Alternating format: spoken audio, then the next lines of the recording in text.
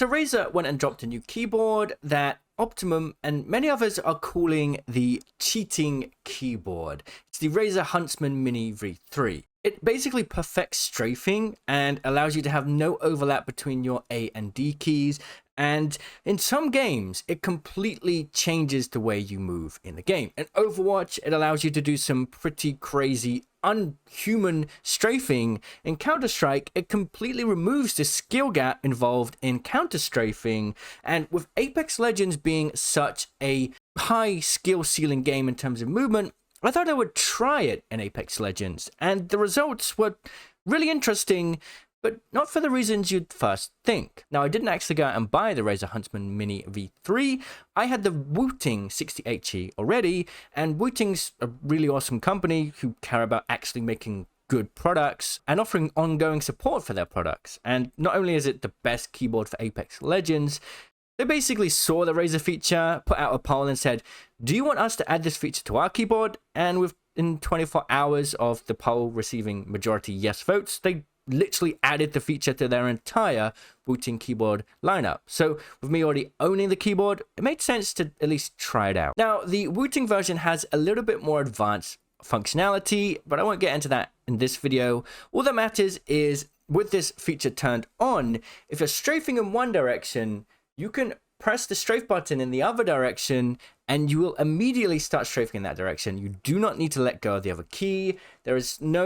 It's a really smart, intuitive way to deal with strafing in video games, and some people are considering it cheating because it allows you to do things that would otherwise not be possible on a normal keyboard. But how does it feel in Apex Legends? Because in games like Overwatch and Counter-Strike, the movement is a lot more, there are less dimensions involved. Let's just put it that way. Strafing is important in Apex Legends for sure, but it is not the main level of high-level movement. You have tap strafing, you have lurch strafing, and you have a lot of high-level advanced movement mechanics. So the question is, how does it feel in Apex? Well, what I quickly learned is for movement specifically, you're actually nerfing yourself using this keyboard, and I'll explain in a minute why, but that doesn't necessarily mean this feature isn't a benefit for some players in Apex Legends, and I found actually for me personally, it was doing some good things to my gameplay, but not in the area you'd expect. So the reason why your movement gets nerfed in Apex is the way inputs are dealt. So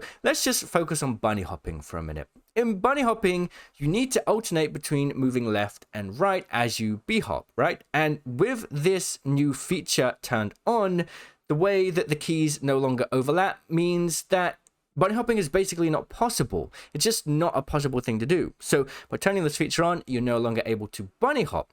You also cannot do most advanced lurch, strafing, or any sort of sideways super gliding into a tap strafe or lurch strafe becomes far more difficult because you literally need to physically let go of one movement key and then press down the other one, because this feature will deal with the overlap in a different way to a normal keyboard. You won't have enough time to even input those commands if you let go of the keys entirely anyway. So basically, you're without lurch strafing at some high level, you're without b-hopping. Default tap strafing is possible and normal strafing is completely fine.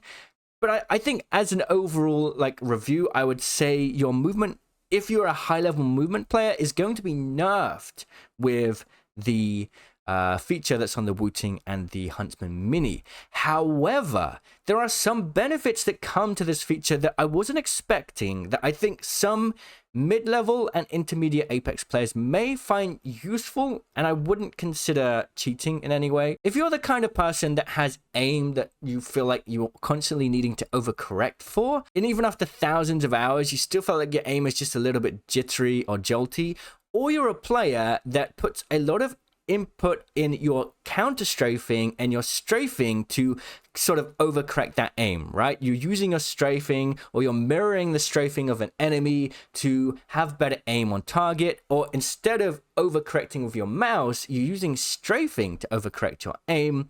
This feature is really, really handy because you're able to strafe in one direction and then instantly, without letting go of the strafe key, strafe in the opposite direction, and then once again back the other way if needed. And that creates for a really interesting aim experience in Apex if you're on mouse and keyboard. I found actually instantly my aim was better when I needed to make those small micro adjustments to retarget my aim. So in a strange way, this keyboard could be a good option. This keyboard feature could be a good option if you're a long-time player who has struggled with perfecting their aim and has about mid-level movement and doesn't care too much for the advanced lurching and doesn't mind losing bunny hopping. In that case, you can still tap strafe, and you may find that this feature helps your aim in terms of micro adjustments on the fly. Pretty interesting experience. I'm gonna probably run it for like a week in Apex and see if I improve as a player or don't really improve, or if it makes any difference, and I'll come back with an updated video. Thanks for watching. I just wanted to share my sort of experience with this. Let me know what you think about this feature, and I'll see you in the comments. Cheerio.